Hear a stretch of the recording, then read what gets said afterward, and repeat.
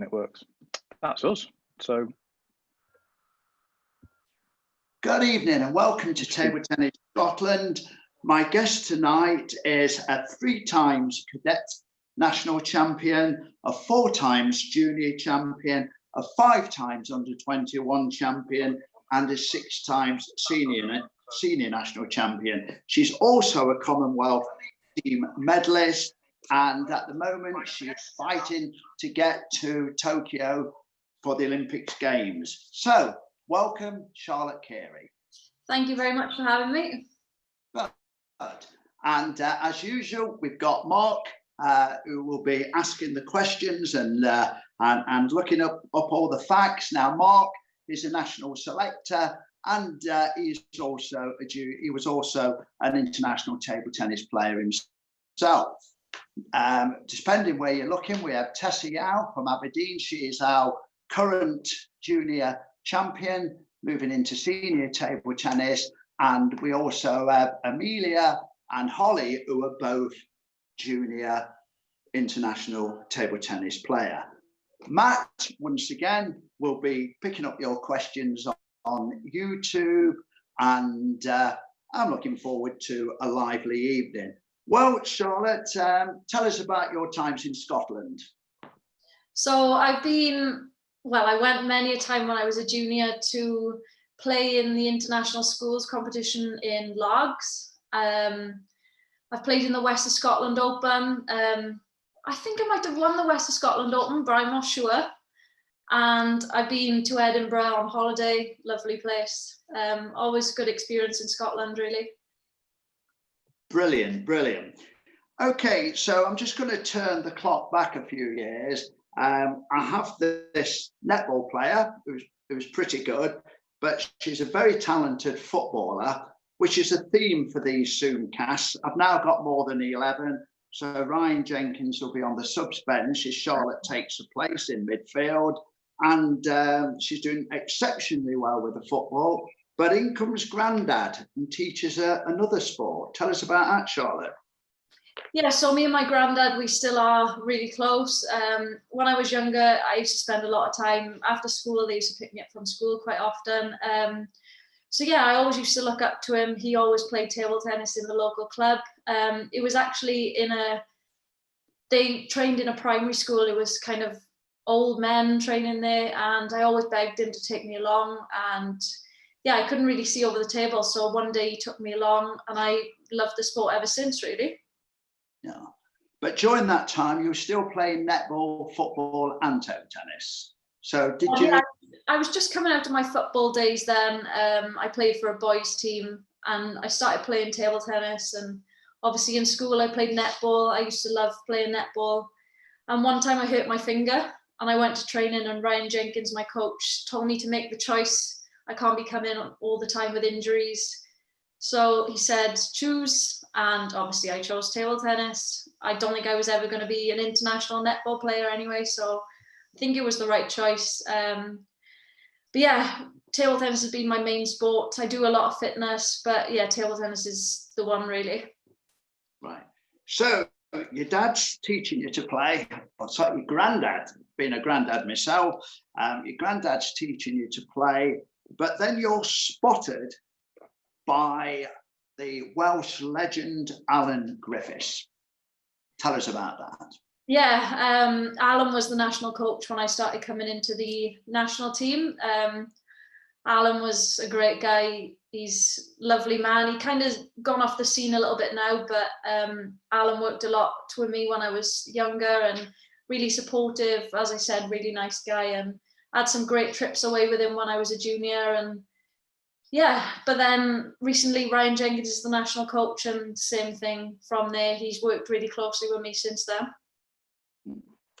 So, but you made the primary team, I believe. Is that right? The Welsh primary team. How was that? Was that your first cap? Yeah, I think it was my first cap. I played one because a girl actually hurt her ankle. So I was really young when I played my first, but I think my second was in Guernsey and I got the silver medal.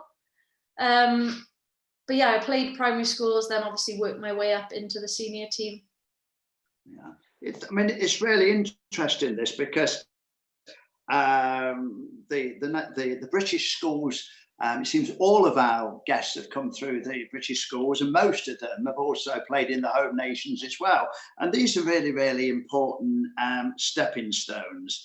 Your progress is quite rapid, really, because you soon become a cadet champion, but you haven't been playing that long. You know, where was this speedy development from? Was it because you was playing 5 times a week or 3 times a week? Was it your club? Was it your coach? Was it a combination of everything? Yeah, I think when I was younger, I wasn't really playing that often. I was playing a few times a week. I was just really enjoying the sport, and I think I was thriving off in the enjoyment, really. And obviously, I had my granddad there to support me. Yeah, I think we had a good group of girls at that time, so it was great to get into the practice. And I think a lot of the girls maybe saw me as a pressure match, so I really enjoyed playing under the pressure matches. Obviously, I had nothing to lose, and I think maybe that was something to do with the fact that I was winning cadet titles when I was a lot younger than the cadet age, really. Okay, I'm just going to hand you over to Mark. It's for a short time. Mark, what have you got to say to Charlotte? Well, just moving from obviously these cadet titles. So obviously doing a bit of research, Charlotte. I think it was age of 16. I think you decided to move abroad. Yeah. And sort of follow a career in table tennis. But what led you to that? So at the ages 14, 15, was it something that at that age you were thinking, I want to be a professional table tennis player? Or what happened at 16? Or what opportunity came your way? To be honest, really, it was never in my mind when I was playing table tennis and winning at a young age. I always planned to go to university. I always wanted to be a school teacher. Up until I really remember. And then I got selected for my first Commonwealth Games when I was 14. That was in 2010 in Delhi. And from there, really, I think a lot of opportunities opened. I was doing quite well on the junior circuit. I had quite a good few medals on the junior and cadet circuit around Europe. So I think it kind of went from there. It was never really a, should I go to university or play table tennis? Suddenly it just changed to, I was going to play table tennis full time. I had a good connection with Urfi from Urban Table Tennis. He's Hungarian and lives in London. He coached a little bit for Wales, so he gave me the opportunity, set me up with a few contacts in Hungary, and I was playing league in Hungary at the time, and then the opportunity came for me to go and live there and practice full time. Perfect. And what about the influence of sort of other Welsh girls in the team? I remember growing up, we were such a strong Welsh female team. Was it influence back when you were growing up that age, or was it something where you took inspiration more from Ryan or the boys in the team? Well, I think Naomi Owen was always the number one when I was growing up. There were sort of people like Naomi Wilson, who was just below her. And when I got selected for the Commonwealth Games when I was 14, I was selected over Chloe Thomas. I was selected alongside the twins, Megan and Harrod Phillips. And that was quite a big thing for me at the time. I wasn't expecting to be selected. I thought that I'd just miss out. So I think that kind of made her a bit more real. And obviously going to a big event like the Commonwealth Games at such a young age, it was my first really big event. And seeing Naomi compete a little bit higher level than us, and to see all the other higher level players, even the boys playing and competing at a high level, it was quite inspirational, really. And I just knew that I wanted to try and be up there with the best players competing. Perfect. Dave, should we throw it to the girls, or? Yeah, I'm just going to pick up on that. Yeah. The 2010 Commonwealth Games, when we spoke last week, Charlotte, you said that really was like a massive breakthrough for you. The selectors, if you like, gambled. You probably wasn't the highest ranked player, but your answer is very interesting, because it wasn't that, well, I went there and I had all these brilliant wins. It's going to these events, isn't it? It's experiencing, just being in that atmosphere. It's watching the top players play, and even just being in the practice hall. It's all part of growing up to be table tennis players. Is that how you found the 2010? Yeah, definitely. I was the youngest Welsh athlete in the whole team of all sports as well. So it was obviously nice to be with even the big names in like athletics or other sports. And they sort of saw me as the young one. So that Commonwealth Games really was just like a learning curve. The one after it obviously wasn't as daunting, but it was a great experience at a young age to realise what it's like to be on the top level and to play against those top players. I did win quite a lot of matches, which was a surprise. I won, I think it was 6 out of 9 matches in the team event. So it was a great experience. And obviously I wasn't really that scared to play the matches. I wasn't nervous. I was just thriving and just so happy to be out there. And I really took the opportunity as well as I could, I think. Brilliant. Okay, I'll start with Amelia. If you can just remember the batting order: Amelia, Tessa, Holly, and we're joined by Faye. Well done, Faye. Thank you for joining us. Right, Amelia first. My first question would be, how have you found competing in like massive tournaments like the Commonwealth Games? Like, what would be the biggest like memory from those kind of experiences? Yeah, so I've played in 3 Commonwealth Games now.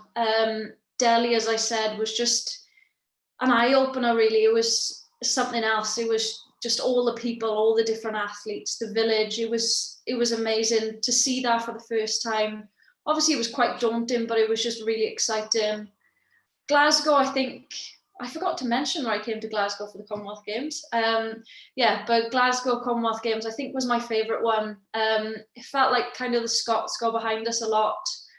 And I think that was the best experience for me because my family were there as well for parts of it, and just everyone got behind us. And I think that's something that I'll look back on and still get goosebumps about the support that we had. Even being a team that were kind of the underdogs, with people supporting us. And then Gold Coast again was an amazing experience. It's still quite daunting every time. You don't realise how amazing it is to be part of that. And yeah, it's just such a big experience, a big village. I think sometimes you can get a bit distracted by it, but it's great to be a part of something so big and so many different countries. But yeah, Gold Coast again, my family came out to watch, which was incredible, really, to travel such a distance. And yeah, I think opportunities like that, they come around every 4 years. So I think you've really just got to take such a big opportunity like that and just run with it, really. Yeah.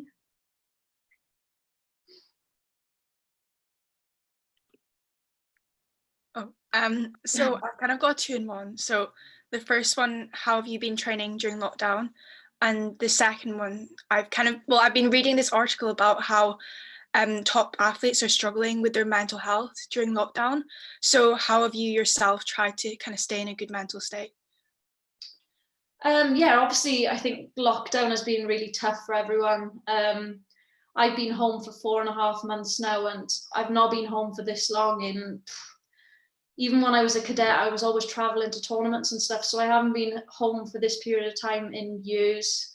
And yeah, I was actually in a tournament in Dublin. And initially, when I had to come home, I thought I'm only going to be home for a few weeks. I thought they'd all be over. So I was kind of optimistic at the start that I'd be able to get back into training. But I think as time's gone on, it's kind of become a normality now. And going back to training seems like something that's quite far away. Obviously, the government have released that full-time athletes should be able to go back to training, but with all the precautions that have to take place, it's just quite unrealistic for the moment.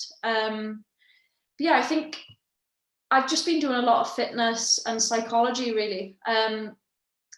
There are a lot of things that I think I need to improve physically. I had a bit of a back problem going into the lockdown, so it's been a great time really to try and recover from that with a lot of rehab exercises. Every day I've been going for walks and runs, and I think that's really good for mental health generally. Just getting outside, and obviously where I live there's lovely scenery, so I think making the most of that has been great. It's been frustrating, I'm not going to lie. I've got a robot and my friend kindly gave me a table, so I have been playing a bit in the garden, but unfortunately there's nowhere in our house that we could have a table indoors, so it's weather depending on whether I can play. But yeah, I've been trying to get out on the robot quite often. Obviously it's not as realistic as playing normally, but I think as far as table tennis is concerned in lockdown, I'm not trying to improve. I know realistically I'm not going to improve my table tennis game.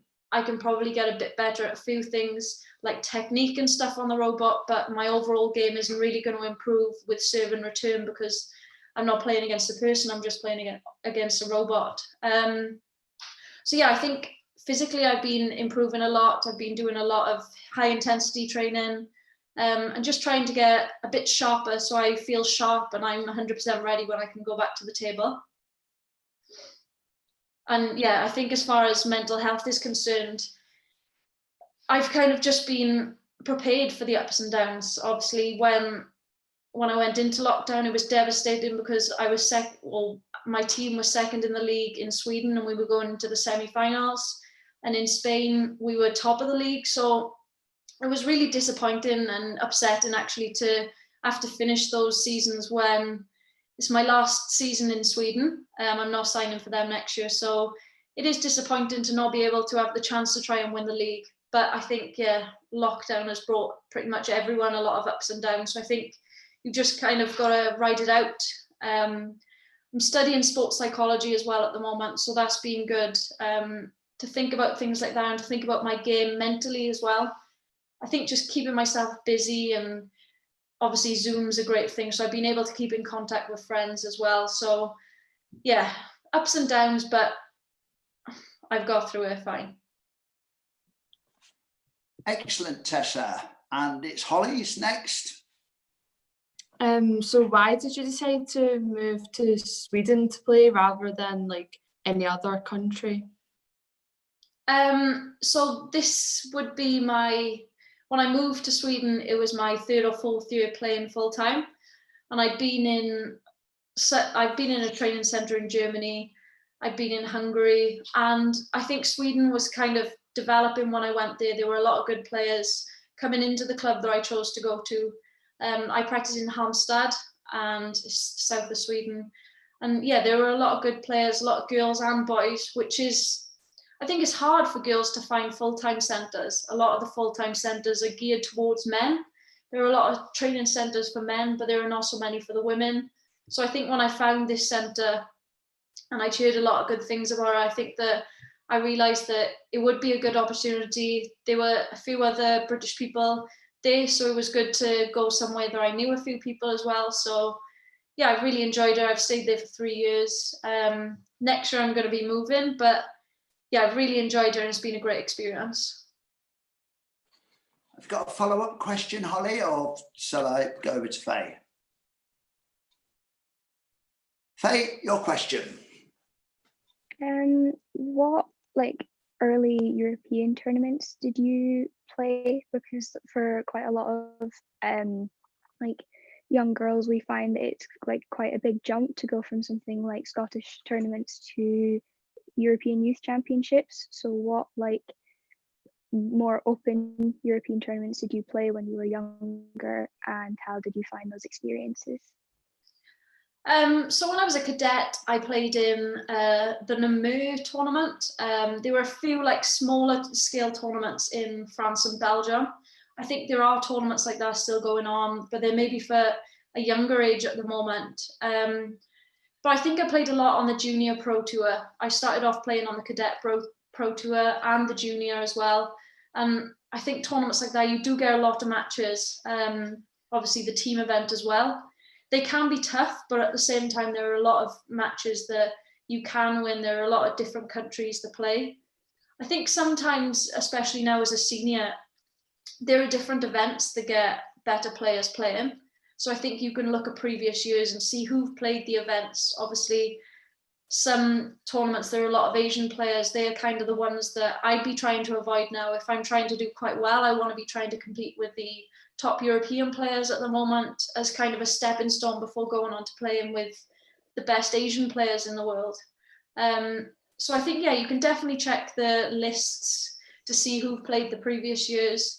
And I think tournaments like Finland Open and Luxembourg Open. Luxembourg's normally in the summer and Finland's around Christmas time. There's just loads of matches. You constantly play in matches. When you lose, you play another match. So I think they are great events for just getting exposure to different types of players and different countries as well. Excellent. Have you got a follow-up question, Faye, if we allow it? No, that is some excellent questions and some brilliant answers there as well. And one of the things we're talking about with Johnny Cowan, we used to go to the American team tournament, which is similar to the Finnish one. You're just playing loads and loads and loads and loads of games. And some of the players are better than you, and some of them are worse than you, and some of them are about your standard. And Ryan recommended me that Finnish tournament. He says, Dave, he says, you've got to get a team to that Finnish tournament. He said, it's excellent. Right. Okay. So national champion, 3 times cadet champion. How old was you? About 6 when you won it the first time? Yeah, old enough that I don't remember it anymore. Yeah. So 3 times cadet, 4 times junior, 5 times under 21, and 6 times national. Now you girls all go to school, or just about, or uni. I reckon that's 18 national singles titles. Have you worked at that, Charlotte? Have you ever looked at it like that? Yeah, 18. I think it is.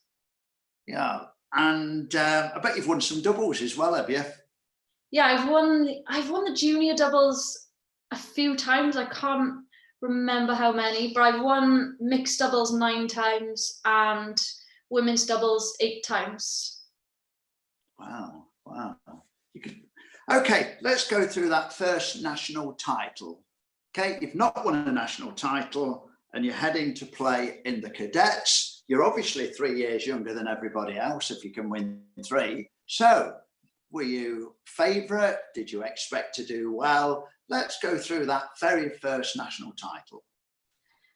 Yeah, obviously when I was a cadet, the other ones in my category were Megan and Harrod Phillips, Chloe Thomas. There were a few other players, some may or may not remember, Hannah Avery, Natasha Reese.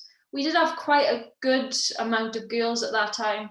And I think, as I've said, I was one of the players that thought I've got nothing to lose. I went out there all guns raging, all guns blazing, and yeah, I done quite well, I think, as a cadet. When I got older, I was probably favourite, but yeah, my first one that I won was definitely a surprise, and obviously I was extremely happy with her at the time. Have you, okay, you played in 18 national finals. So you've won 18 national titles. Have you lost in any finals? I'm sure I have as a junior. As a senior, I lost the year before I won my first title. And it was kind of the year people were saying to me, oh, I think you've got it this time. You're the underdog. She's going to be nervous. And I think the pressure got to me. People telling me that I could do it when I was still very much the underdog. It was hard. And I was really disappointed. But at the same time, I shouldn't have been because I was still the underdog. But yeah, even the first year that I won it, I was the underdog as well. Yeah. Well, it's interesting. Virtually every guest we've had here, Ryan, Jill Hammersley, Alison Bro, they all lost their first national title. So sometimes, you know, you need to play in one, feel that pressure, get used to the environment, and then win it. So have you actually won 6 in a row, or have you missed any? I won my first. I beat Naomi Owen in the final. Yeah. Then the year after I won my first title, I lost in the semi-finals to Chloe Thomas. Yeah. Chloe's one of my closest friends, and we knew each other's game inside out, and she beat me in the semi-final. And Naomi won that year, and then I've won 5 in a row since then. And your last title probably, was it? Yeah, you would have played this year, wouldn't you, just before lockdown? Yeah, I played this year. I won 4-1 against Anna Hersey in the final. Yeah, it was a good final. I enjoyed playing it. Yeah, obviously happy to win my 6th title. I've still got a few to go before I beat Ryan's record, but that's definitely something I'm looking to do. Yeah, and is 6 the record for a lady, do you know, in Wales? Sorry? Is 6 a record for a lady in Wales, women's singles, do you know? Or 8 is the record for ladies, so hopefully at least 3 more would be nice. so who's the holder at the moment? Naomi Owen. Oh yeah, right, brilliant. Okay, back to Mark. I will go with a question from Ben Hart, which is on YouTube. So if you could go back in time in your career, would you change anything about your training? There was one year where I was training in a club in Sweden and I really enjoyed it, but the only thing was we trained only in the afternoons. I'd done a lot of fitness in the morning, but going back, I would have liked to have been training in the mornings as well. When I was younger, I would probably have said to myself to stop talking a little bit more. Even now, when I go into the junior sessions and I see people talking, I always think back to when I was their age, and I think just get on with the training, talk after the practice, and obviously you want to enjoy the practice, and that was one thing I did enjoy when I was younger. I really enjoyed the practice, but at the same time, I think I would have knuckled down a bit harder if I could go back.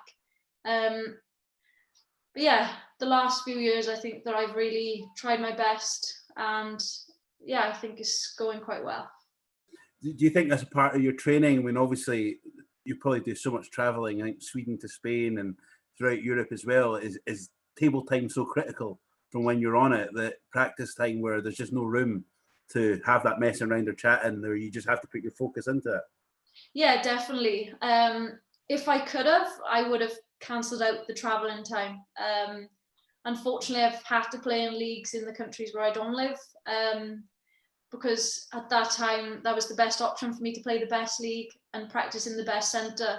So I did waste a lot of time traveling, but at the same time, it was something that had to be done. I couldn't physically train in Germany in a good centre, really. But yeah, the training time is critical. I'm kind of one of those people who is not good at relaxing. I feel guilty for having a day off, when a lot of the time I think sometimes after traveling, I need to take the day off after it, and I'm not very good at that. But I think playing internationally and playing in the top training centres with like the top players around the world, I think that it makes you realise that you really have got to knuckle down. When you just watch them practicing, it does make you realise that you've got to kind of be switched on and be at the top of your game all the time. Perfect.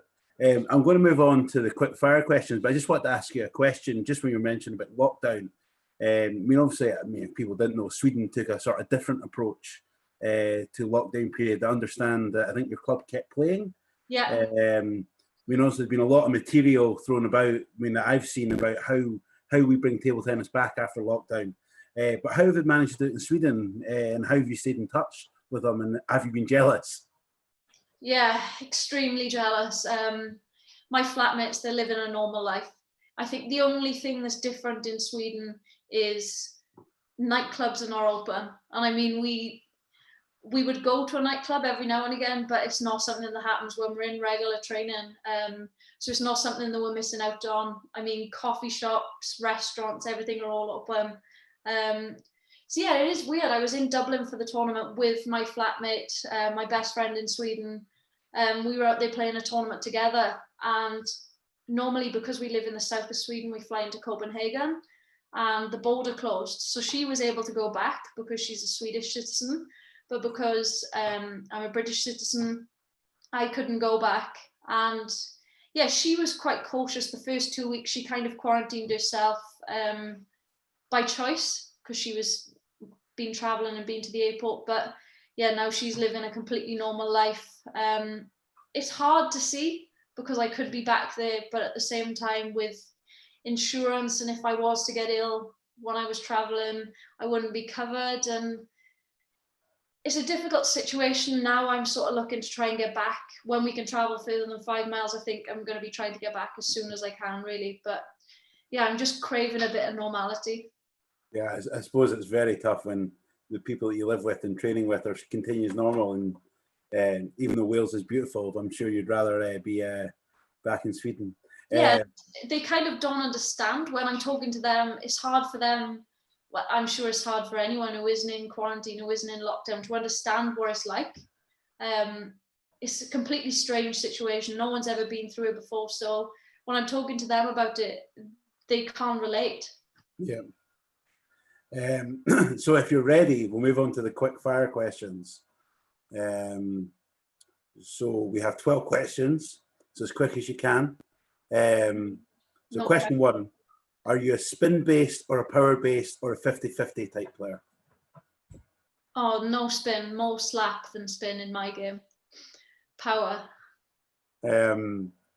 Timing, genuinely, do you take the ball early, top of the bounce, or after? Early. Has to be. Yeah. Most effective or strongest stroke? Forehand slap. I hope the girls aren't listening. It's not a slap, it's a forehand drive.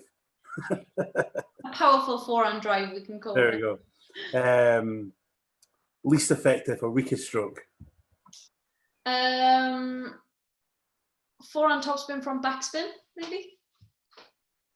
From any player, the one stroke you wish you have? Liam Pitchford's backhand. Good. Your best or favourite serve?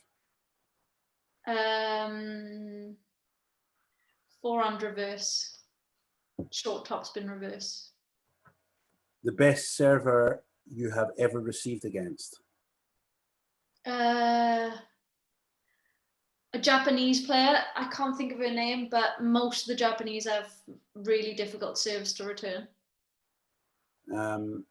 Favourite opponent type? A defender, a spinning player, a blocker, or a power player? A spinny player. You can get that forehand drive in. Yeah, I quite like playing Asian spinny players because I like to try and play a bit awkward, and it's quite fun to play against their fast style.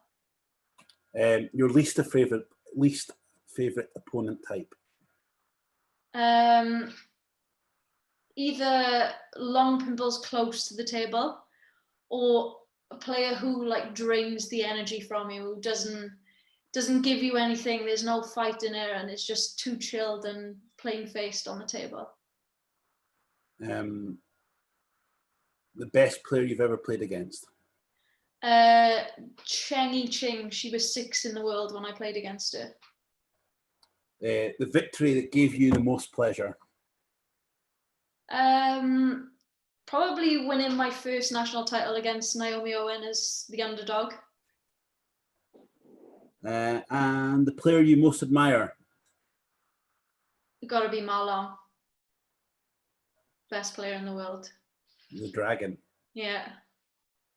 Perfect. You survived the quick fire. Yeah, it wasn't too bad. I was a bit No, I'm just pleased I got through it without stuttering like last week. So I'll hand back to Dave. Well, right, Mark, shall we go over to, let's work out the order. Shall we go Amelia, Holly, Faye, and Tessa? Amelia. Cool.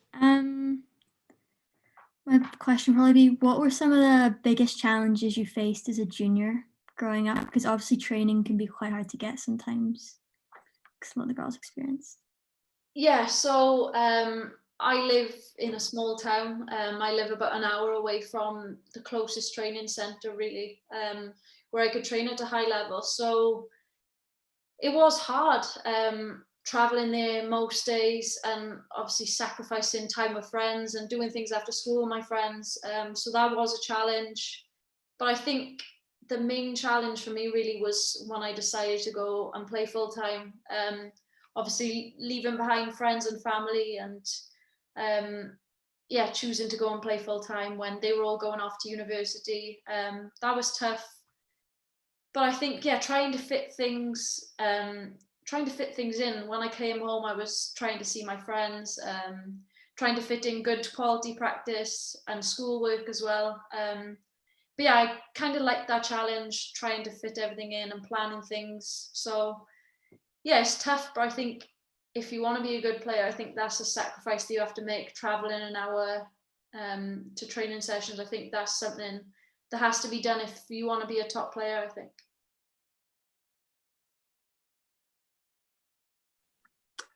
So what was the best part of playing in like a league abroad? Oh, that's a good one. Lots of things actually. I think the team that I played in Germany was the team I played for in Germany was probably my best experience. Weil am Rhein is just close to Switzerland. It's nice to be part of something. Obviously, when you play for your country, you're part of a team. But when you play in the teams abroad, you kind of have a group of followers or supporters that come with you to the matches away. They're always there at the home matches, the regulars. You obviously have a good relationship with the coach because you travel in most places with them, but also more the manager's side. I think when you play for your country, you just know the coaches. You don't really know the managers or the people who work behind closed doors. But in a club setting, you kind of build up a relationship with the managers. We were staying in the manager's house whenever we came for the matches. And I think it's good. I played in a team with a girl from Finland, a German girl, a Russian girl. So it was great to meet other people and listen to other people's stories and how they've got into table tennis and listen to different experiences and different life stories really from across the world as well.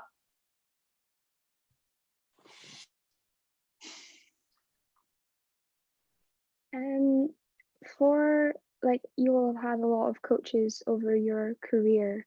How have you found either having more than one coach at once or having multiple coaches over that time? And how do you know if they give you conflicting advice or you get a lot of different pieces of advice? How do you choose which ones to take into your game?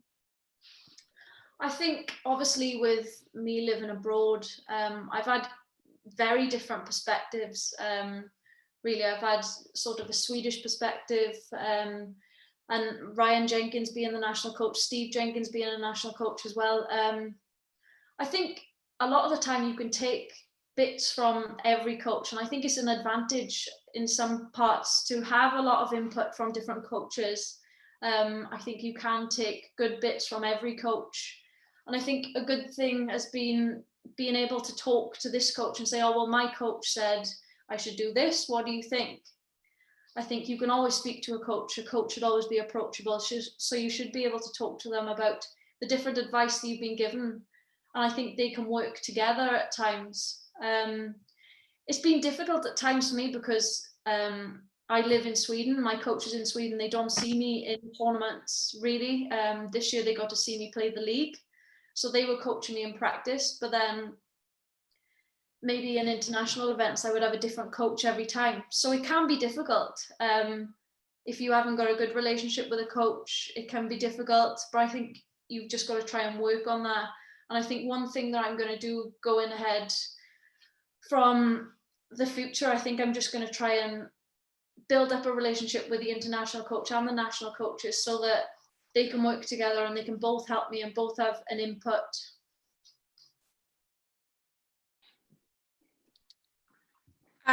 My question would be, how do you cope with the pressure of now being the favourite and expected to win at competitions? I think pressure's a privilege. I think you should look at pressure as a good thing. It means you're the best. Obviously, playing against Anna Hersey, even 2 years ago, people were saying to me, how do you feel about playing Anna? How do you feel about playing this girl? And at the same time, whatever event you play, wherever national championships I play in, I have to think about whoever I'm going to play. Who was to say that I'm going to play one specific player?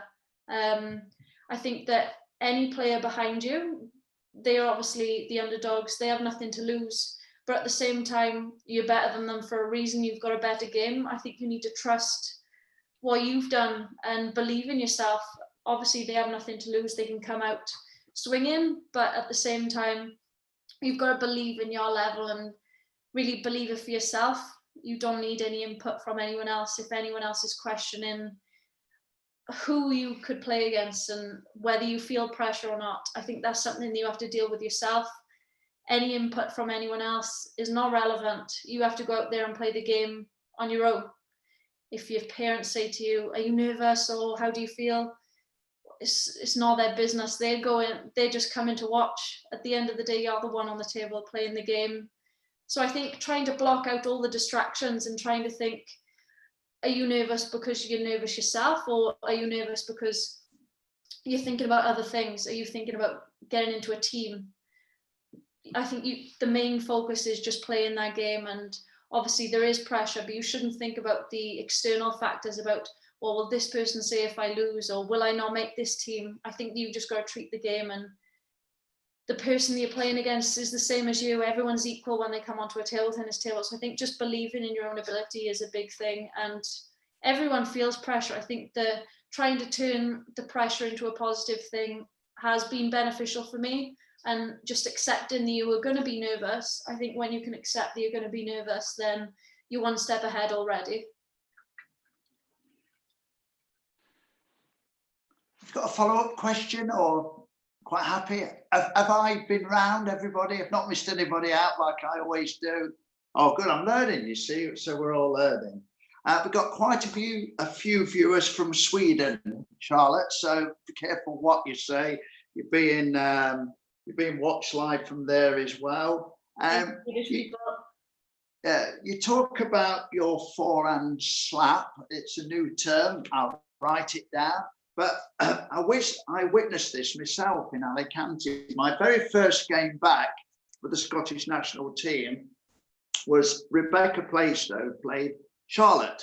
So Charlotte hit a couple of good forehands, but she's got this brilliant tactic. If you can't hit the table, you hit the player. And the third forehand hit Rebecca bang in the eyeball. Do you remember? I remember it. I felt terrible. It wasn't a soft forehand either. It was, oh, yeah, she had the mark to show for her as well. So that's a good tactic, girls. If you can't beat them on the table, then just knock them out with the ball.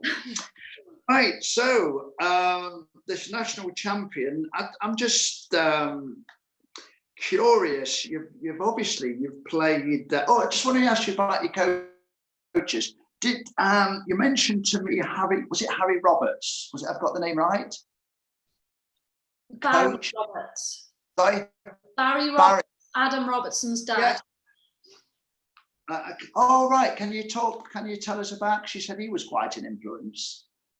Well, yeah, he came to some events to coach us. I remember, Dave, you asked me who coached in the Commonwealth Games in Delhi. It was Steve Goodson. That was going to be my next question. Steve Goodson was player coach, and I played mixed doubles with him. Right. Yeah, I don't know why I forgot about that, because he was playing the team event. But yeah, Steve Goodson was player coach.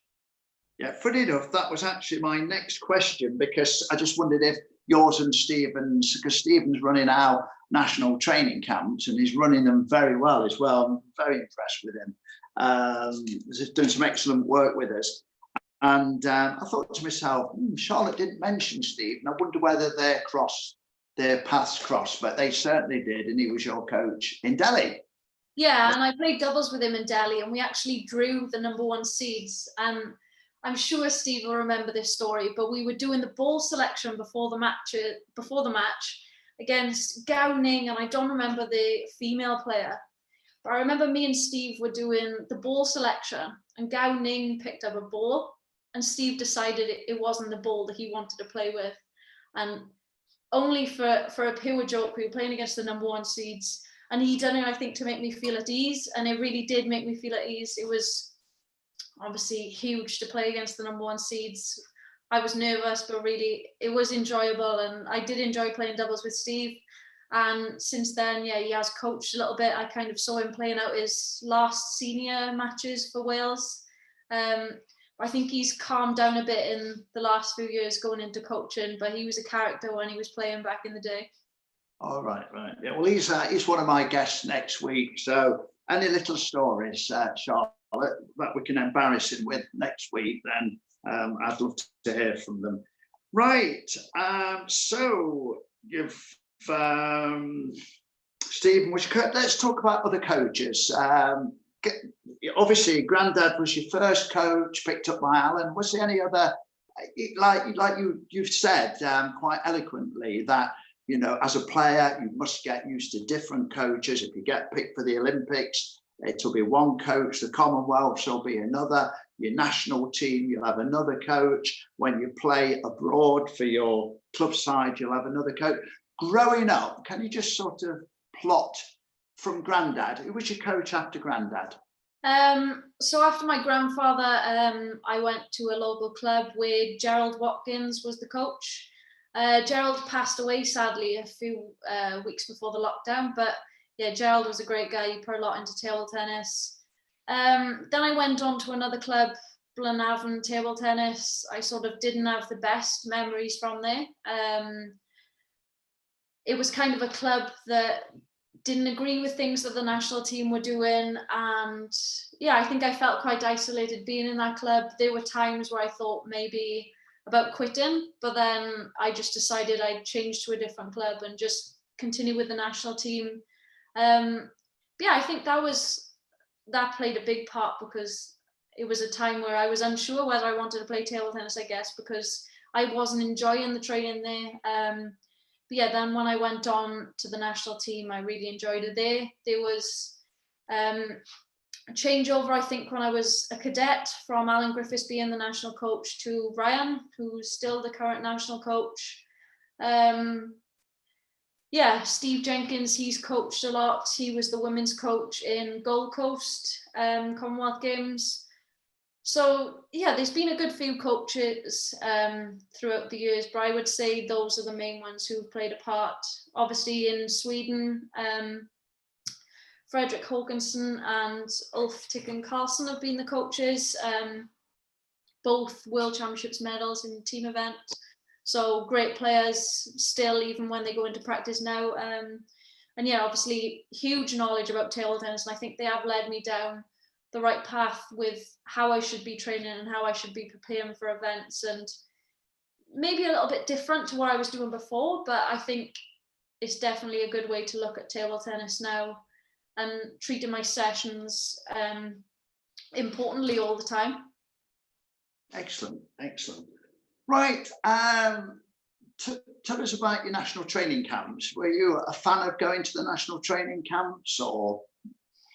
Yeah, when I was younger, I was nervous. I remember going down in the car to the national training camps.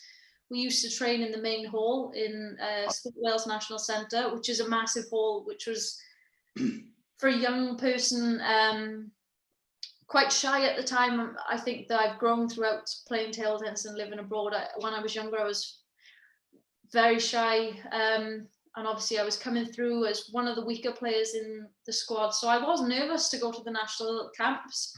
But I think I really enjoyed them when I was younger.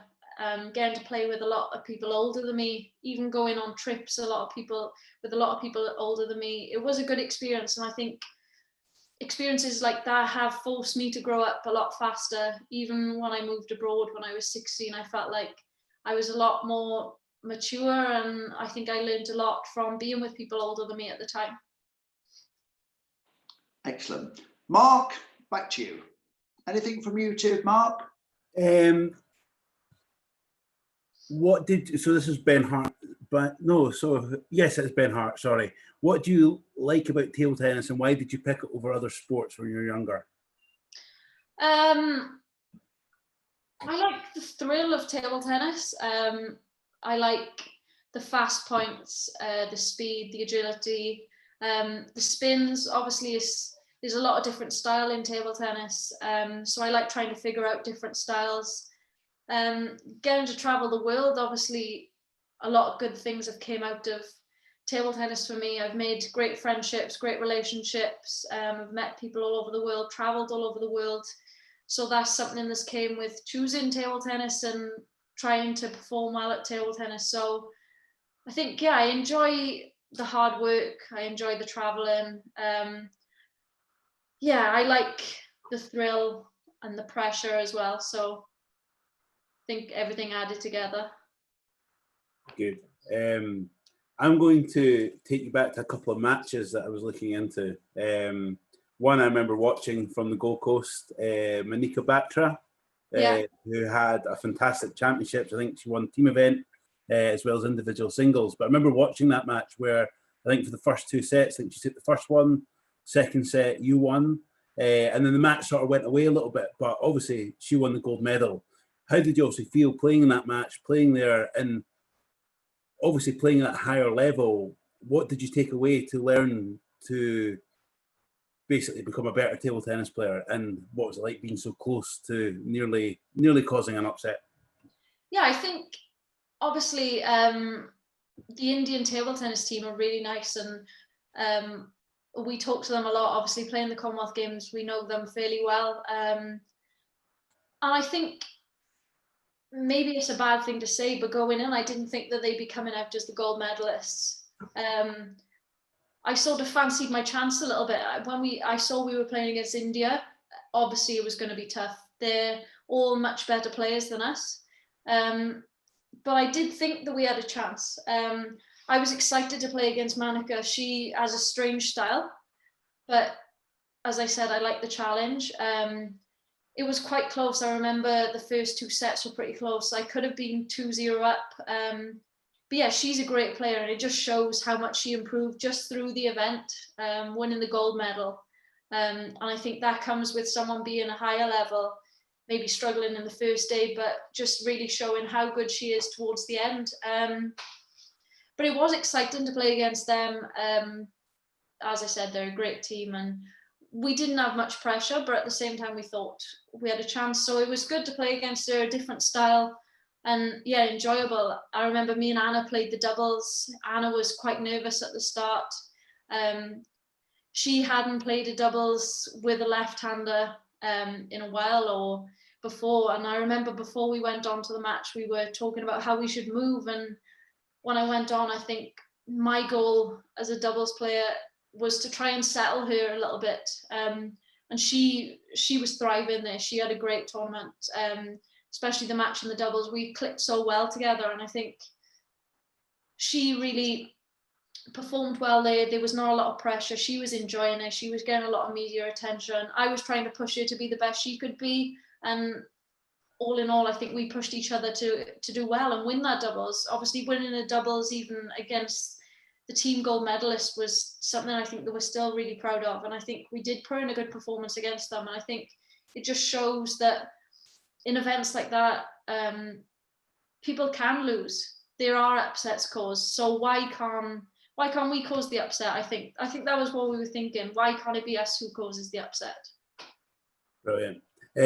Actually, it leads me on to, I've got another question, but just before that one, obviously mentoring, I suppose, Anna growing up in that team, and there was a lot of media attention going into that, but you're still a very young player yourself, but probably as a senior leader in that team.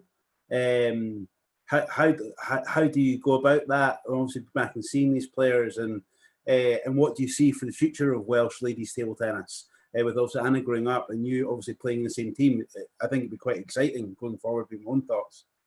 Yeah, I guess there's 2 sides to it. It's exciting because we've got a good group of girls. We've got a good bunch of girls at the moment. We've got Anna, Beth, Lara, Danielle.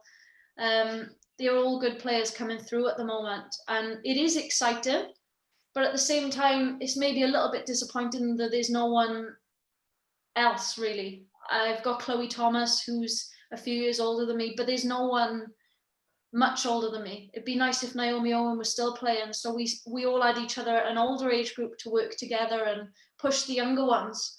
Whereas at the moment, when you look at the other teams internationally, I would be the younger one. But now when I'm trying to push the younger ones as well and trying to look after them when we're going on trips together and take care of them and show them the ropes and encourage them, it can be quite tough. But I've been in that position before. I know that it's hard for them sometimes. But yeah, I've just got to take that into consideration. It's tough sometimes because I don't want to feel like I'm babysitting. I want to be there to focus on my own game. But at the same time, it is exciting to see the future coming through, and it's exciting to be a part of their growing through and their growing up through table tennis and trying to push them so that we can all be better as one, really. Yeah, great point. So I'm going to take you to another match almost under a year later. Probably one that doesn't have fond memories, but again, I just want to see how you recovered from it. Zion Lee World Championships 2019. It got my attention because I think you put a tweet out afterwards with a broken heart, 7-set loss after winning the first 2 sets. How have you gone on to recover from that? And basically, how difficult was it of at such a huge stage losing such a tough match? I think she was about 40, 50 players above you in the world. Yeah, I think now she's even higher. I think she might be top 50. But it was such a good match. It was such an enjoyable match. Even I look back on that match with fond memories because we had so many great points, so many good rallies. We were in each other's face. We were giving it some. We were both showing. The coaches were getting involved. I remember looking around. Probably shouldn't have been. I remember looking around, and there were a lot of players watching because it was weird that I was getting so close to her, and she was playing well. I was playing well. It was a great match, but it was really disappointing. But it's nice to know that I can compete with players higher than me, and I think from that, as much as losing is devastating and it can knock you back, losing that closely to someone at a high level, I think encourages me because now I want to beat someone that level again. I want to go back and prove that I can actually win. And I think points like that, when it's 9-all in the last set and you're nervous, I think it goes back to the point where feeling pressure against people lower than you. She knew that she was the better player at the end, and she knew that she had the tactics to win. So I think I want to go back and be in that situation where I'm not the one scared. I want to go back and play situations like that again. And obviously it does give me hope that I can compete with the top players. I think that's a brilliant point. And it wasn't to bring up bad memories. I think it's everyone that plays table tennis where losing is a huge part of it. It's such an individual game where people that you think you might beat, you lose to on any given day. And I think that's important for the girls on the cast and anyone watching, is that losses are just important to actually learn from it. My final question this little bit was a more positive one, was when you finally hit the top 100 in the world. How did that feel? What tournaments led to you to do that top 100? And basically, how are you going to sustain it after lockdown? Yeah, so I've been ploughing away, playing a lot of tournaments. I've been training hard. I was kind of on the limit. I was just under 100. I think it was 101 for about 3 months in a row. But yeah, I had a good World Championships. I've been playing well in the league, which again is a bit frustrating because the points don't go towards world ranking. But I think it's one thing playing good in the league and trying to bring that into the international game. So that's something that I've been working on more so now that I'm playing in Spain, a lot with psychology, about bringing that into the international game as well. But I think, yeah, just going back, I'm going to try and play lots of events. I've been playing a lot of events and I had a lot lined up, obviously, for whilst the time I was in lockdown. I had a lot of events planned. So going forward, I think just trying to play more often and just try and get my head down and get back to where as best as I can. And obviously I've slipped out of the top 100 now, so obviously it's a big goal for me to get back in and work my way back up. Perfect. Okay, Mark. Right, it's interesting because 2019, Gavin Rungay had similar despair. He won his group. He beat a very, very good player, beat him 4 straight. And then he played against Christian Carlsen, and Gavin was the better player for most of the time. And I've mentioned this before on this particular Zoom cast. He finds himself 3-0 up in the deciding game, the 7th game. And had he have won, he would have been the highest British player left in the tournament. And at 3-0 up, he was just a bit indecisive. And if ever a game has a turning point, that one had a turning point there. But he'll learn from it. And so are you, Charlotte. So are you. Right. So I'm wanting to go to the girls now. If in this order: Faye, Tessa, Holly, and Amelia. Faye, you go first. Do you have a more set routine that you like to follow in training, and are you really involved in, you will be more now, but when did you start taking control of your training and maybe starting to have a routine, or do you like to more go with the flow, and how much of it is your coach's input? I think initially when I moved to Sweden, I was just kind of training, maybe not aimlessly, maybe that's the wrong word to say. I was going to training with good intentions, but at the same time, I think being in Sweden has taught me to work out how to plan my training sessions. If I've got an event come in, I won't be trying things that I'm not good at. I'll be working on more things that I am good at to try and get confidence leading up into an event. If I've got a longer period of time, I try to work on things that I don't really have in my game, or things that I really need to improve in my game. So it gives me a longer period of time to try and work with those things. But I think before events, a lot of people will go to training and get frustrated with things that they can't do. But what I like to do before events is try to do things that I'm good at, even sort of before a tournament. If I'm warming up for a match, I kind of do the general footwork exercises, bit of free play. And if I'm not feeling 100% confident, I'll go into an exercise that I know that I'm good at, that's going to give me confidence and make me feel good and fresh going into the match. So something simple like back and middle, back and wide, just something to give me a bit of confidence. I think a thing when you're playing full time that's sometimes hard to look at is rest. Sometimes you can train for a lot of time and train many days in a row, be traveling lots of days in a row, and then go back to training and expect to be 100%. Sometimes I think you do need a day off. I'm not very good at giving myself a day off, but I think sometimes it is essential for recovery. Do something else like stretching. And I think things like that I have learned from playing table tennis for a longer period of time and playing with different ideas. And definitely in Sweden, they put a lot into thinking about resting if you're not feeling great. Whereas normally I'm the type of person that's like, I don't feel great, but I'm still going to practice. Whereas in Sweden, it's very important for them to think about sort of how you're feeling mentally, how you're physically feeling. And if you're not feeling mentally 100% or physically 100%, that it's okay to take a day off and to just think about different things. But I think generally, yeah, my practice has been quite intense, and I think just trying to plan your season and trying to plan how you're going to practice as you set your season plan. I know a lot of people will make their tournament plan for the season, but I think it's really important to make a training plan as well, to work out where you're going to improve certain things. Before events, you're going to train where you're confident in, maybe have a few easier sessions after an event straight away. So I think, yeah, just trying to plan your season with practice and events at the same time.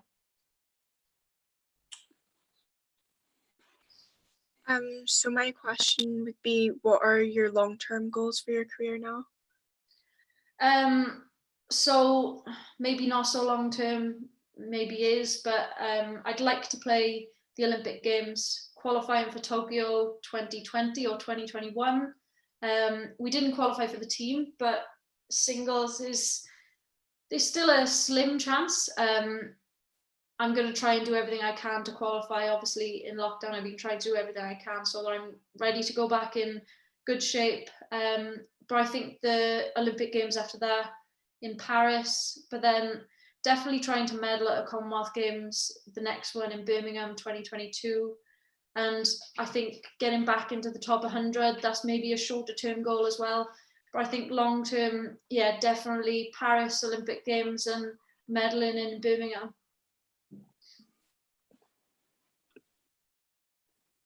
So do you prefer playing individually or as doubles or in a team, and why? I love playing mixed doubles. I played with Dan O'Connell. We reached the last 32 in the World Championships, which was a big surprise. We beat Suboy from Brazil and another good Brazilian girl. So mixed doubles I really enjoy playing. Same with Callum Evans, I enjoy playing with him. I think the one thing that me and Dan and me and Callum both have as a strength is we work very well together. We are good friends. And I think when you understand a person, I think it's easier to play doubles with. You know that you can trust the person, you know that you can work well with them. But I like playing singles because it's my own responsibility.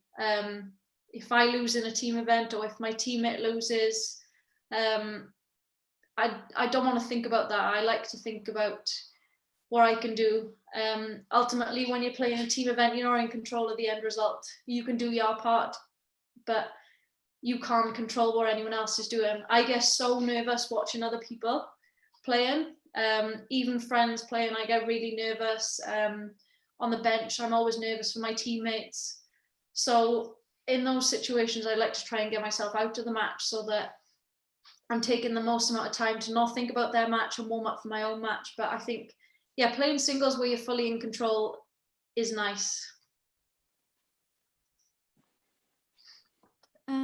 My question, I'm going to jump back a bit. When you moved to Sweden when you were 16, obviously you had to leave school at that point. Did you continue your studies in any way, or did you just focus on table tennis?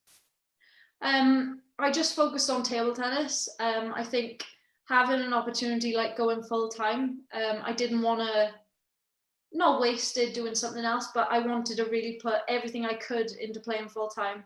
Only this year I've started studying sports psychology, where I feel like I can manage my time a bit better. But I think my first few years of playing full time, I wanted to take every opportunity to make sure I'm fueling my body well, making sure that I'm warming up before the practices, I'm getting enough time to practice my serves, being in the session and being only focused on table tennis, I think, so that I can get the maximum out of it.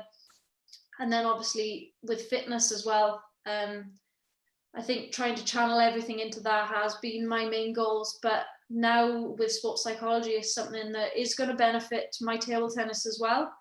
And I think long term now I look at maybe being a coach, a national coach. I can see myself not starting with a club. I'd like to start with the Welsh national team, and I'd like to make a difference with the Welsh national team. So psychology is something that I'm doing at the moment just to try and help that cause, really. That's cool. Charlotte, you've got to become a school teacher in Moffat first. So anyway, right, we spoke a lot about Sweden, but you've also played in Hungary and Belgium. I've got a few highlights, a few comments about that. Yeah, so when I was playing in Hungary, my first year, I was still in school. So it was a bit mad, really. The first few times my mum came out with me, I would go out sort of on a Friday to a tiny town in Hungary, Nagykanizsa, I think it was called, playing like a local league. Obviously Hungary back then, and nor being in Budapest, there wasn't much English spoken, so it was a big culture change, really, and being involved with a different team that didn't speak great English was hard. And yeah, then when I eventually started traveling by myself, it was difficult, but I really enjoyed it. And it was something strange. My friends were kind of thinking she's going to Hungary for the weekend and then coming back on a Monday morning into school. So it was something really different. And yeah, it was a great challenge at a young age. I really enjoyed it. And then, yeah, with Belgium, I played for PW Diest. I think most Welsh players have played for Diest in their time. Ryan's played there for many years, and he set up that contact.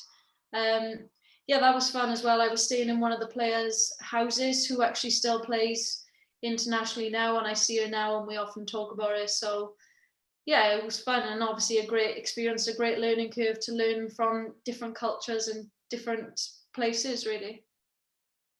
Right, and then we'll come to the big one now, Commonwealth medalist.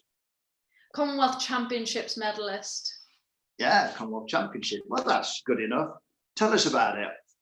Yeah, so Commonwealth Games medalist is still ultimately the goal. But Commonwealth Championships that medal is still something I very much take pride in. We played well, we got a bronze medal. It was in India. And yeah, it was just a bit of a shock, really. I don't think we were expecting it. we performed well. It was enjoyable. I was on a team with some of my really good friends at the time. So yeah, it was really enjoyable. But yeah, ultimately Commonwealth Games medal is the goal. And did you lose at the semi-final then? Were you close to getting to the final, or had you overachieved by? Yeah, we had overachieved. I think we beat New Zealand. Yeah. Have New Zealand still got Chung Lee playing for them? Still got the Chinese? Not anymore. But they did have quite a few Asian players playing for them. But I think Lee Chun Lee had just finished at the time. Excellent. Right. It's back over to Mark. Anything from you too? Another question from Ben. We need to just you need to just get Ben on this. I'm from Sweden. Your Swedish friends have put in a question. Well, I think they were just wanting a shout out. Was it Lars Erik? Yeah, Lars Erik. Yeah. He's like my Swedish granddad, we call him. Brilliant. So Ben's question is about your own preparation for a competitive match. I suppose going into a big game, whether it was a national final or playing for Wales, how do you get in that mindset leading up to the game? I like to take myself out of the hole. I don't like to have many distractions. I think even seeing people play, thinking about obviously who you're going to play against next. If say in the national championships, the semi-finals going ahead and you are watching it and you're thinking about two different players, I think the main thing when preparing for a match is just thinking about your own game, thinking about the things you were good at and how you were going to perform. Obviously, the person you're playing against, they can do what they want. You can't fully, you can think about some tactics that might help you, but I think the main thing when preparing for a match is thinking about what you're good at and how you're going to be the best that you can be. I have a lot of routines that I do before matches. I do a lot of controlling my breath and breathing exercises. I try to be warm. I like to be warm and sweating going onto the table so I feel like I'm fully ready. Yeah, I do have a lot of routines during the match as well, such as bouncing the ball 3 times. It's just something that kind of focuses me just before I play my point. Just little things just to get me sort of in the zone just before the points. I suppose also reading sports psychology, and I suppose it's a small marginal gains, isn't it? It's those little things where Rafael Nadal in tennis is known for it, or that quirkiness where he has that set routine. It's obviously being at your own comfort, and it's something probably for the girls on the cast again is getting yourself ready for these matches and taking those little bits and getting those marginal gains of how important it can be. Yeah, I think definitely anything that you can do that makes you feel settled and kind of in the zone, I think is a benefit. I think when I was younger, I definitely would be the type of person who was looking around, who's watching me, are my parents watching, what are other people doing on different tables, where I think having the kind of routine where I'm bouncing the ball is just sort of bringing my attention towards only myself, the table, the ball. So I think just trying to control that to sort of cancel out any distractions, I think is a big one. And just, trying to think about how you can be the most confident you are going to be going into the point and being able to do what you believe you can do during the point. Yeah, brilliant. I'm going to go on to Team GB. And also your time, I think from a young age, I think you were in a training squad for Olympic qualification. How's that gone over the years before we go into recent tournaments? But from a young age, have you had much training with the other top English players over that time? Not really. In 2012, there was an ambition program sort of geared towards future players. The other girl in there was Alice Loveridge from Guernsey, who unfortunately doesn't play anymore. Gavin Evans, and I can't remember the other guy. But so basically we went we got to watch table tennis in the Olympic Games, and it was just kind of setting us up for what kind of the future could look like. But since then, really, we haven't had sort of much communication with Team GB, only sort of this year with the qualification. I'm quite lucky with Maria and Tintin. They play a lot internationally as well, so I'm good friends with them. A lot of the tournaments that we go to, we kind of plan to play our events together so we can share Airbnbs and travel together. So that's been something we've kind of built up our own sort of team just by traveling together. I don't think it's really been set in place by Team GB. It's just something that we've done, obviously all English speakers, traveling, kind of same lifestyle. So it has been good to make friends with them. And then obviously this year we got to play in the qualification event for the Olympics, which was, it was nice because we were all familiar with each other. We lost out to Spain and we didn't qualify, unfortunately. But I think trying to build that bond where we actually play together is something that could be great looking forward to the future, because we play events as Wales and England and obviously the rest of the UK now. But I think for us three, we are all looking to try and play in the next Olympic Games. So I think it has been a great stepping stone to get us all together and play in events and travel. And I think this experience of us playing the tournaments together on the world tour has been good and has helped us to create a good bond for the future as well. And what about the process qualifying? So obviously the team one was that team event. I think was it 9 teams qualifying for men and women. Obviously being in Portugal, playing sort of all together in an event. What was the pressure like? And do you think it's a fair qualification process for yourself, Tintin and Maria? I mean, it's extremely tough. We knew that we didn't shy away from the fact that it would be extremely tough for us. I think we were looking to cause an upset, but I think at the end of the day, for us to try and win a few matches in a row together as a team was going to be quite difficult, and it did require us all to play at the top of our games at the same time, which maybe isn't realistic for a team of 3 girls. But yeah, obviously it was extremely tough. But I think getting to play those doubles and working out how we are going to work together as a team. Obviously, when we play the pro tours together, we're just thinking about ourselves as a singles event. But in those sort of events where you are playing a team event with people you don't know, you are kind of working together. And I think, yeah, as I said, it is something that is exciting for the future. But now we're all trying to qualify for the singles. Again, going to be extremely tough. We're all kind of under the ranking for the qualification, for the automatic qualification. But at the same time, as I said earlier, why couldn't it be one of us who causes an upset? I think we have to go in with our attitude and just think positively that there's always some sort of upset in an Olympic qualification. So we want to try and be the ones who cause the upset. Perfect. Just to bring a question about, sorry, Dave. Yeah, no, I mean, I was when I was speaking with you last week, Charlotte, I would say there is almost no better time to be coming out of lockdown because you'll all be on, okay, not most of the players will start off fairly even. So it'll be a great leveler. So, you know, I mean, and as I said to you, I'm speaking about the present now, not about, is that as long as in 10 years' time, you can look back and say, I did everything I possibly could to play in that 2021 Olympics, then I think you'll be able to sleep soundly. But if you just give yourself a rest or you don't give everything, I think it's just something you'll regret. But what I do believe, I believe if you make 21, I think you'll be a better player for 24. So I think that is your other ambition. You know, I think, like you've said, going to a Commonwealth was a great learning curve, the next one.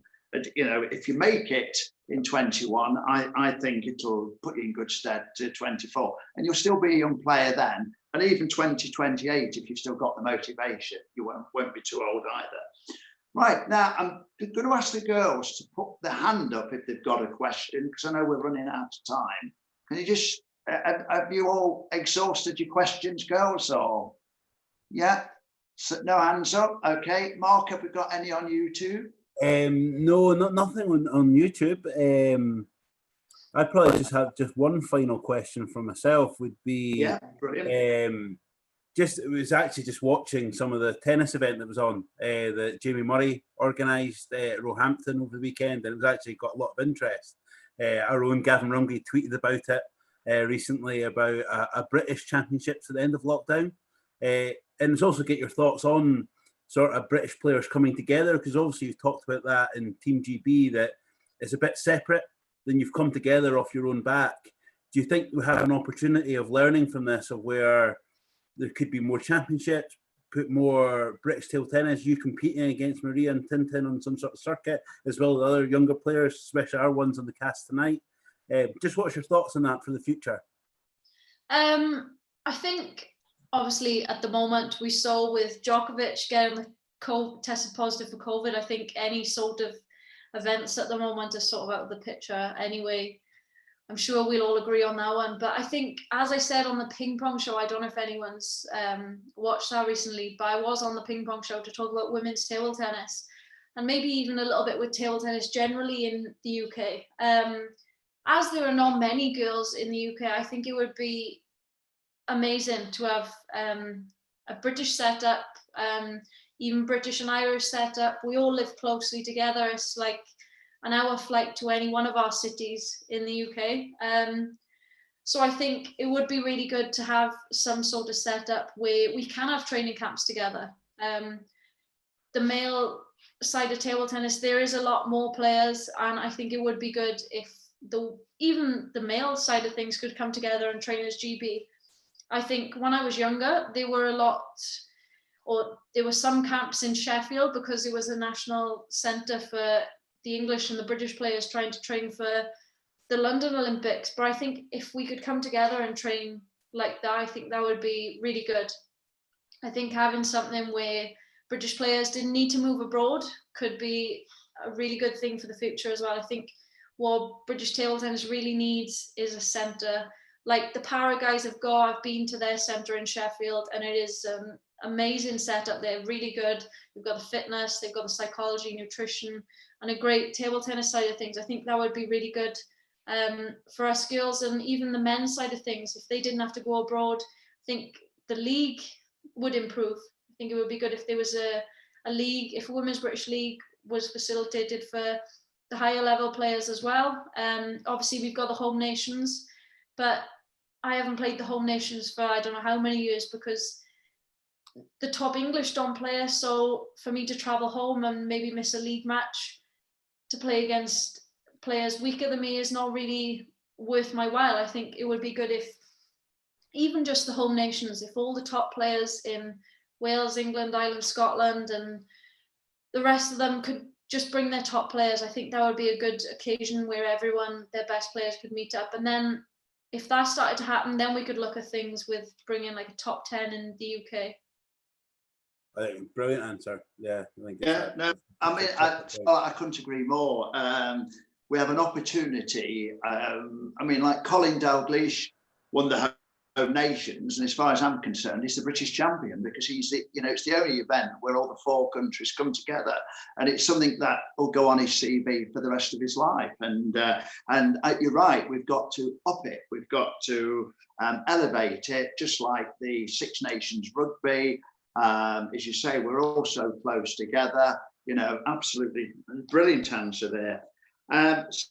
So you make it to Tokyo. Congratulations, because you're going to do what I'm telling you to do. Then you make it to 24 for those Olympics. And then you become the senior player in 2028. And then you're going to carry out another ambition. I'll let you then, you're going to be a teacher. Is that right? Well, it sounds like you've wrote up my life for me there, Dave. Thanks for that. Well, Tokyo 21, love to, hope that happens. Paris 24, absolutely hope that happens. That's the main goal for the future. I'm going to keep playing whilst I can still improve. Further afield, a teacher isn't completely out of the picture. But at the same time, I've done a lot of coaching now. I like working with young players. I like working with different types of players, even veterans, para players I like working with. So I think I'd like to be a part of Table Tennis Wales setup. maybe for the future, if we can set up a team GP sort of side of things, maybe be a part of that. I said again on the ping pong show, I think there needs to be more women coaches in the UK, and maybe even the first female national coach for Wales. Yeah, what a good idea. What a great idea. Yeah, now, a tip from an old man here, not too much coaching at the moment. One of the dangers when you're a player coach, it's not that you're playing against weaker players, that if you spend 4 or 5 hours with a player of less standard than yourself from a coaching point of view, it is often then difficult to motivate yourself to go and train. So people say, oh, I end up, that's not the problem. You've got to have a fresh mind. So keep your coaching, never ever sacrifice your playing at the moment. You've got years, you will be the national coach, I promise you that, but you've got years as a player, so don't find yourself having that slight imbalance of being half a player and half a coach. Yeah, I think play. Whilst I'm still improving, or whilst I still see that I can improve, I'm going to keep playing full time. When that day comes that I lose motivation, maybe it won't come and I'll be playing when I'm 50 years old still, but I'm sure at some stage I'll get less motivated, or I'll feel like I'm not improving anymore, and then I'll start looking at a different career. But for the time being, I think pro table tennis is... I mean, look at Al Gavin, you know, he's still very keen. He's highly motivated. He wants to improve. He's incredibly fit. So it'll be motivation. You know, as long as you stay motivated, then you know you've got a great future ahead. Well, I'm just about to close the show now. Charlotte, you've been an inspiration. Absolutely unbelievable. I only wish I was your coach, because you know you offer so much enthusiasm. You've got your very single-mindedness, and I think you're single-minded. You know what you want and where you're going, and imagine every coach who's ever coached it would consider it an absolute honour and a privilege. Mark, would you like to add before we go down in our own little room? No, I think absolutely brilliant. I think the girls hopefully taken a lot from that tonight, and anyone watching, of just that. When we were doing these podcasts, these video casts over the week, it's that single-mindedness that comes out, but also giving something back to the game. It's come across as well about young players coming up in Wales, and the overall aim is going forward as a team, but ultimately your individual goals there. So yeah, absolutely brilliant. Yeah. Thank you very much for having me as well. Yeah, and Charlotte, what we do now is we close the show, and then we just have a 5-minute chat off air. So thank you everybody for watching and listening, especially Charlotte's friends in Sweden. So it's a big thanks again to the 6 times senior champion, the Commonwealth medalist, the Olympic squad member, Charlotte Carey. It's been a pleasure. Thank you very much indeed. Thank you. Thank you.